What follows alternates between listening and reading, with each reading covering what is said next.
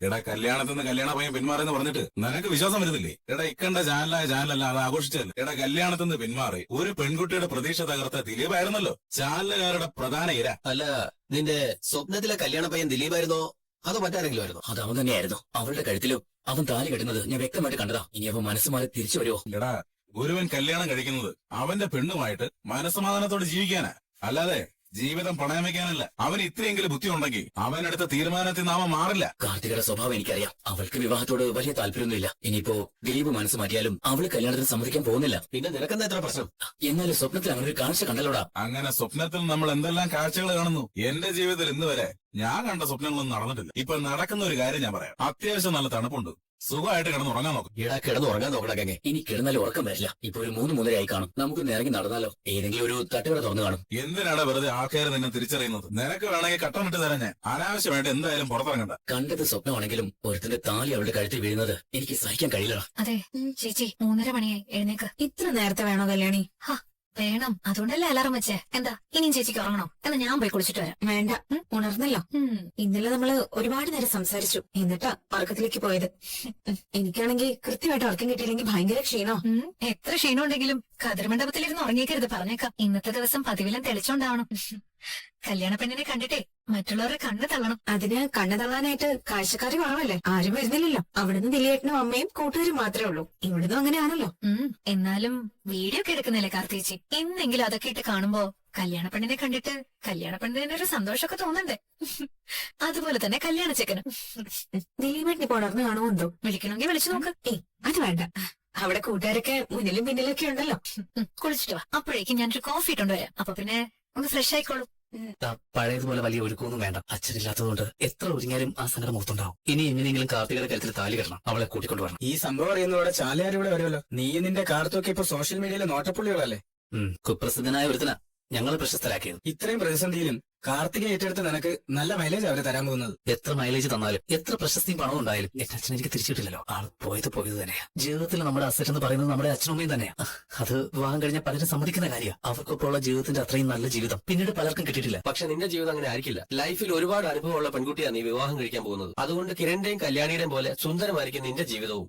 അത് തന്നെ എന്റെയും പ്രതീക്ഷ. കാർത്തികയെ വേണമെന്ന് വാശി പിടിച്ചത് അതുകൊണ്ട് തന്നെ. പക്ഷെ ആ ജീവിതത്തിന് എന്ത് ആയുസുണ്ടാവും തീരുമാനിക്കുന്നത് പുറത്തുള്ള ഒരുത്തനാ. അവന്റെ കാര്യത്തിൽ ഒരു തീരുമാനം ഉണ്ടാക്കാതെ എത്രത്തോളം നമുക്ക് മുന്നോട്ട് പോകാൻ പറ്റുമെന്ന് പറയാൻ പറ്റില്ല. എന്റെ കല്യാണമാണെന്ന് അവൻ അറിഞ്ഞു കാണത്തില്ലേ? എങ്ങനെ അറിയണടാ? അല്ല, പുറത്തൊക്കെ അവന്റെ കൂട്ടുകാരൊക്കെ റോന്ത് ചുറ്റി കാണും. അപ്പോ നിങ്ങളെല്ലാരും എന്തിനിവിടെ തമ്പടിച്ചു എന്ന് അവൻ ചിന്തിക്കാതിരിക്കില്ലല്ലോ. മരണം നടന്ന വീടല്ലേ, അപ്പൊ നിന്നെ സമാധാനിപ്പിക്കാൻ വേണ്ടി കൂടി തന്നെ അവന് കരുതത്തുള്ളൂ. വഴി തുറച്ചാ നമ്മൾ ഈ കല്യാണത്തിലേക്ക് പോകുന്നത്. അതുകൊണ്ട് ഒരു കാരണവശാലും ആരും ഒന്നും അറിയില്ലെന്നാ എന്റെ വിശ്വാസം. പിന്നെ എല്ലാം ദൈവത്തിന്റെ കൈകളിൽ വരുമ്പോൾ നടക്കട്ടെ. ഇത്രയൊക്കെ മതി. അച്ഛന്റെ അസ്ഥി ഒരുക്കിയ ശേഷം അമ്മയെ ഉടനെ ഇങ്ങനൊരു ചടങ്ങിൽ പങ്കെടുപ്പിക്കുന്നതിൽ എനിക്ക് വിഷമമുണ്ട്. പക്ഷെ പറഞ്ഞിട്ട് കാര്യമില്ല. അതിനപ്പുറം ഗംഗാപ്രസാദ് എന്ന് പറയുന്നവനോടുള്ള എന്റെ ദേഷ്യം. അവൻ എന്റെ അച്ഛന്റെ ജീവൻ എടുത്തേക്ക് അവന്റെ ജീവൻ പോകുന്നതിന് തുല്യ കാർത്തികയുടെ കല്യാണം. അത് മനസ്സിലാക്കി തന്നെ ഞാൻ ഇത്രയും റിസ്ക് എടുത്ത് കല്യാണത്തിലേക്ക് പോകുന്നത്. ഇടയ്ക്ക് കിരൺ എന്നെ വിളിച്ചിരുന്നു, എന്തായി കാര്യങ്ങളെന്ന് ചോദിച്ചിട്ട്. ഏത് നിമിഷവും കല്യാണം മുടങ്ങുന്നുള്ള പേടി അവർക്കുണ്ട്. ഞാൻ ജീവനോടുണ്ടെങ്കിൽ ഈ കല്യാണം മുടങ്ങില്ല. എന്റെ അമ്മ പോലും അച്ഛന്റെ ആഗ്രഹം മനസ്സിലാക്കിയിട്ട് എന്നോടൊപ്പം നിന്ന് കഴിഞ്ഞു. ഇനി മുടങ്ങണമെങ്കിൽ ഞാൻ മരിക്കണം. നീ മരണത്തെ കുറിച്ചൊന്നും പറയണ്ട. അന്നത്തെ ആ സംഭവത്തിന് ശേഷം ഞങ്ങളെല്ലാം വലിയ ഞെട്ടല്ല. എന്ന് വെച്ചാൽ അതിന് തലേ ദിവസം എന്തൊരു സന്തോഷത്തിലായിരുന്നു. കല്യാണത്തിന് പങ്കെടുക്കാൻ പറ്റാത്തവരെല്ലാം എത്ര നന്നായിട്ടാ ട്രീറ്റ് ചെയ്ത് വിട്ടത്. അത് കഴിഞ്ഞ് തിരിച്ചു വരുമ്പോ എടാ പ്രകാശ, ഒരാപത്തും കൂടാതെ കല്യാണം നടന്നു കഴിഞ്ഞാൽ പിന്നെ കാർത്തിക മോള് സുഖത്തോടും സന്തോഷത്തോടും ജീവിക്കുന്നത് നിനക്ക് കാണാവടാ. വേറൊന്നും കൊണ്ടല്ല, കെട്ടുന്ന പയ്യൻ അത്ര നല്ലൊരു പയ്യനാ. നമ്മുടെ കിരണിനെ പോലെ നല്ലൊരു പയ്യൻ. അമ്മ പറഞ്ഞത് ശരിയാണമ്മേ. അല്ലെങ്കിൽ ഈ കല്യാണം ഒരിക്കലും നടക്കില്ലായിരുന്നു. ജീവൻ പണയം വെച്ചിട്ടായാലും ആ പയ്യൻ കാർത്തിക മോളെ കല്യാണം കഴിക്കുന്ന പറയുന്നത്. അങ്ങനെയുള്ള ആൾക്കാർ ഇന്നത്തെ കാലത്ത് ഉണ്ടെന്നേ. എടാ രതീഷേ, നീ പുറത്തേക്കൊന്ന് ഇറങ്ങി നോക്ക്. അവിടെ ആരെങ്കിലും ചുറ്റിപ്പറ്റി നിൽക്കുന്നുണ്ടോ?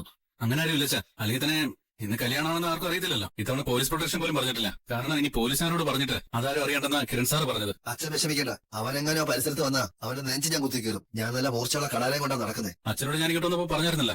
അവനെ വീണ്ടും കിരൺ സാറിന്റെ കയ്യിൽ കിട്ടിയത്. തലനാരിക്കാൻ അവൻ രക്ഷപ്പെട്ടു വന്നേ. അവനെന്തായാലും നേരിട്ട് ഓഡിറ്റോറിയത്തിലേക്ക് വരാനുള്ള സാധ്യതയില്ല. പക്ഷെ അമ്മയ്ക്ക് ഓർമ്മയില്ലേ, അന്ന് ബൈജുവിന് വേണ്ടി പെണ്ണ് കാണാൻ വേണ്ടി സ്റ്റെഫിയുടെ വീട്ടിലേക്ക് പോയപ്പോ അവൻ ജയിലായിരുന്നു. പക്ഷെ അവന്റെ ഗുണ്ടകൾ അവിടെ ഉണ്ടായിരുന്നു. അവര് കിരണ കുത്താൻ വേണ്ടി നോക്കിയപ്പോഴാണ് ഞാൻ ഇടയ്ക്കേറി ചാടിയതും എനിക്ക് ആ കുത്തു കൊണ്ടതും. അതുകൊണ്ട് നമുക്കങ്ങനെ തള്ളിക്കളയാൻ പറ്റത്തില്ല. കല്യാണത്തിന് എന്ന് പറഞ്ഞ് വരുന്ന പല ആൾക്കാരും ചിലപ്പോൾ അവന്റെ ഗ്യാങ്ങിൽപ്പെട്ട ആൾക്കാരായിരിക്കാം.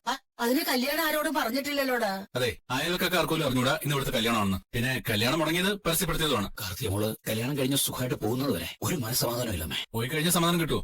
അതിനുശേഷമാണ് ശരിക്കും പറഞ്ഞാൽ കൂടുതൽ പേടിക്കേണ്ടത്. കാർത്തികയുടെ കല്യാണം കഴിഞ്ഞെന്ന് അറിഞ്ഞാൽ ഗംഗ കൂടുതൽ അപകടകാരിയാനുള്ള സാധ്യതയുണ്ട്. ഇന്ന് രാവിലെ ഞാൻ അമ്പലത്തിൽ പോയത് എന്തിനാണെന്ന് അറിയാമോ? അവന്റെ ആൾക്കാരുടെ ശല്യം ഒഴിവാക്കണേന്ന് പ്രാർത്ഥിക്കാൻ വേണ്ടിയാ. കല്യാണി മോളുടെ കാര്യം അറിയാലോ പ്രകാശ. എത്രയോ തവണ വിക്രത്തോടൊപ്പം ചേർന്ന് കല്യാണി മോളെയും കിരൺ മോനെയും അപകടപ്പെടുത്താൻ നോക്കിയതാ. എന്നിട്ട് എന്തെങ്കിലും നടന്നോ? ഈ ഗംഗപ്രസാദേ തമിഴ്നാട്ടിൽ നിന്ന് വണ്ടി കയറി വന്നത് എന്തിനാണെന്ന് അറിയാമോ? അവന്റെ ആയുസ് അടുത്തത് കൊണ്ടാ. അവൻ ഇവിടെ കിടന്ന് തന്നെ മരിക്കും, അതിന് യാതൊരു സംശയമില്ല. എന്താ ഇത്ര ഭയം? ഞാൻ നേരത്തെ പറഞ്ഞല്ലേ കല്യാണമായിട്ട് മുഖത്ത് സന്തോഷം വേണോന്ന്. എന്തെങ്കിലും സംഭവിക്കുമെന്നൊരു പേടിയാ. അവൻ ഇതുവരെ ഒന്നും അറിഞ്ഞിട്ടില്ല, ആരും അറിഞ്ഞിട്ടില്ല. ഈ വീട്ടിൽ കല്യാണം നടക്കുന്നുണ്ടെന്ന തോന്നൽ അയൽക്കാർക്ക് പോലും ഇല്ല. കല്യാണം മുടങ്ങിയെന്നാ അവരോട് പോലും പറഞ്ഞിരിക്കുന്നത്. അങ്ങനെ തന്നെയല്ലേ ദിലീപേട്ടനും പറഞ്ഞിരിക്കുന്നത്. അതുകൊണ്ട് ഇന്ന് ഉറപ്പായിട്ടും താലിയിട്ട് നടക്കും. ദിലീപേട്ടനൊപ്പം ചേച്ചി പോവുകയും ചെയ്യും. നീ പോകുന്നതിന് വിഷമാണോ? രണ്ടുമുണ്ട്. നിങ്ങളെല്ലാം വിട്ട്, പ്രത്യേകിച്ച് എന്റെ അമ്മയെ പിരിഞ്ഞ് ആദ്യമായിട്ടിരിക്കാൻ പോവാ. എന്നെ പിരിയിരിക്കേണ്ടതാ. ഇവർ രണ്ടുപേരെക്കാളും മുന്നേ മോളുടെ കല്യാണം നടക്കേണ്ടതല്ലേ. ഒരുത്തനെ പേടിച്ചിട്ടല്ലേ അത് വേണ്ടെന്ന് വെച്ചത്. ഓ, വരുന്നെങ്കിൽ വരട്ടെ ചേച്ചി. അവനെ കാത്തു നടക്കുമോ വെയിലുമായിട്ട്. അത് മാത്രമല്ലല്ലോ, കിരൺ സാർ ഉൾപ്പെടെ എല്ലാവരുടെയും കാര്യം അങ്ങനെ തന്നെയല്ലേ. ഞാനും അവനെ ഒന്ന് കാണാൻ കൊതിച്ചിരിക്കുവാ. എന്റെ അച്ഛന് ഞാൻ കഴിഞ്ഞ ആരും ഉണ്ടായിരുന്നുള്ളൂ. അങ്ങനെയുള്ള അച്ഛനെയാ. അതെ, ഒരുക്കൊക്കെ കഴിഞ്ഞെങ്കിൽ പെട്ടെന്ന് വാ, ദക്ഷിണ കൊടുത്തിട്ട് ഇറങ്ങാൻ നോക്കാം. ദിലീപ് വിളിച്ചിരുന്നോ മോളെ? രാവിലെ ഞാൻ വിളിച്ചിരുന്നു. അവിടുത്തെ ഒരുക്കങ്ങളൊക്കെ കഴിഞ്ഞു. ഉടനെ പുറപ്പെടുമെന്നാ പറഞ്ഞു. എന്നാ പിന്നെ നമ്മളായിട്ട് താമസിക്കണ്ട. പിന്നെ ആൾക്കാരുടെ ശ്രദ്ധ കിട്ടാത്തൊരു ഓഡിറ്റോറിയോ കിരൺ കല്യാണത്തിന് വേണ്ടി ബുക്ക് ചെയ്തിരിക്കുന്നത്. നമ്മളെ പോലുള്ളവര് അത്രയും ചെറിയ ഓഡിറ്റോറിയത്തിൽ വെച്ച് കല്യാണം നടത്തുമെന്ന് ആരും പ്രതീക്ഷിക്കില്ല. അതുകൊണ്ട് പ്രത്യേകിച്ച് ഭയപ്പെടാനൊന്നുമില്ല. മോള് മെടുക്കിയായിട്ട് ഇറങ്ങാൻ നോക്ക്. കണ്ടല്ലോ, ലക്ഷ്മി അമ്മയ്ക്ക് ഒരു പേടിയില്ല. പേടിയൊക്കെ ഉണ്ട്, അത് പിന്നെ പുറത്ത് കാണിക്കാതിരിക്കോ. ഇനി ചേച്ചി എണീറ്റേ. അമലു ചേച്ചി എങ്ങനെയുണ്ട്? സൂപ്പർ. കണ്ണടി നോക്ക്. എന്നൊരു സെൽഫി എടുക്കാം. അമ്മ ഇങ്ങനെ വിഷമത്തോടെ നിന്നാലോ അമ്മേ? എനിക്ക് പിന്നെ വിഷമം വരത്തില്ലടാ. ഇങ്ങനെയാണോ നിന്റെ കല്യാണം നടത്താനിരുന്നത്? ഇതിപ്പോ അയൽക്കാരും ഇല്ല, ബന്ധുക്കളും ഇല്ല, ആരുമില്ല. എല്ലാരെയും വിളിച്ച് കല്യാണം നടത്തായിരുന്നു അമ്മേ. പക്ഷെ ഇപ്പോഴത്തെ സാഹചര്യം ഇതായി പോയില്ലേ. ഒരുത്തൻ കൊല്ലാനായിട്ട് നടക്കുന്നു എന്ന് പറഞ്ഞപ്പോ അവൻ ഇത്രത്തോളം പ്രശ്നക്കാരനാണെന്ന് ഞങ്ങൾ അറിഞ്ഞില്ല. അവന്റെ ചരിത്രമൊക്കെ ഞങ്ങൾ നേരത്തെ അറിഞ്ഞതാ. എന്നാലും ഇവിടെ ഇത്ര ആൾക്കാരുള്ളപ്പോ ഇങ്ങനെ ഒരു സാഹസം കാണിക്കുന്നത് ഞങ്ങൾ ആരും കരുതിയില്ല. അവനിന്ന് കല്യാണമാണെന്ന് അറിഞ്ഞിട്ടില്ലല്ലോ മോനെ. അറിയാൻ ഒരു വഴിയുമില്ലമ്മേ. അതുപോലെ പഴുതടച്ചല്ലേ നമ്മൾ പോകുന്നത്. പത്രത്തിലും ടിവിയിലും ഒക്കെ കല്യാണം മുടങ്ങിയ വാർത്ത വന്നതിന് ശേഷം ഈ നാട്ടുകാരും നമ്മുടെ ബന്ധുക്കൾ പോലും കരുതിയിരിക്കുന്നത് ഈ കല്യാണം നടക്കത്തില്ലെന്ന്. അതേതായാലും നന്നായെന്ന് പറഞ്ഞ് പലരും എന്നെ വിളിക്കുന്നുണ്ടായിരുന്നു. അമ്മ അതൊന്നും കാര്യമാക്കണ്ട. നമ്മൾ ഈ കല്യാണം വേണ്ടാന്ന് തീരുമാനിച്ച സന്തോഷത്തോടെ കാർത്തികയും അവളുടെ വീട്ടുകാരും അതിന് സമ്മതിക്കുമായിരുന്നു. രണ്ടു കൂട്ടർക്കും അത് വിഷമമാണെങ്കിലും ഇപ്പോഴത്തെ അവസ്ഥ അറിയാവുന്നതുകൊണ്ട് ആരും അതിനെ കുറ്റപ്പെടുത്താനും മെനക്കെടില്ല. പിന്നെ ജീവിതത്തിൽ ആദ്യമായി ഞാൻ ഇഷ്ടപ്പെട്ട ഒരു പെൺകുട്ടിയാ കാർത്തിക. അവളുടെ സ്ഥാനത്ത് വേറൊരാളെയും സങ്കല്പിക്കാൻ പറ്റാത്തതുകൊണ്ടാ ഈ കല്യാണം മതിയെന്ന് ഞാൻ ഉറച്ച തീരുമാനമെടുത്തത്. അതുകൊണ്ട് കുഴപ്പമൊന്നുമില്ല, എല്ലാം ശുഭമായിട്ട് നടന്നാ മതിയായിരുന്നു. അങ്ങനെ തന്നെ വരുമേ. അതുകൊണ്ടല്ലേ ഞങ്ങളാരും എങ്ങോട്ടും പോവാതെ ഇവിടെ തന്നെ നിന്നത്. ഇവരൊക്കെ തിരക്ക് പിടിച്ച് പോകേണ്ടവനാ. കല്യാണം കഴിഞ്ഞതിന്റെ പിറ്റേ ദിവസം തന്നെ. എന്നിട്ട് ഇത്രയും നാൾ നിന്നത് ദിലീപിന്റെ ഇപ്പോഴത്തെ സാഹചര്യം അറിയാന്നുകൊണ്ടാ. എടാ, ദക്ഷിണ കൊടുക്കണം. അമ്മ ധൈര്യമായിട്ടിരിക്കെ. അമ്മ മരുമകളെയും കൂട്ടി ഇന്നിവിടെ എത്തും, ഒരു തടസ്സവും കൂടാതെ. അതൊക്കെ ശരിയാവും മോനെ.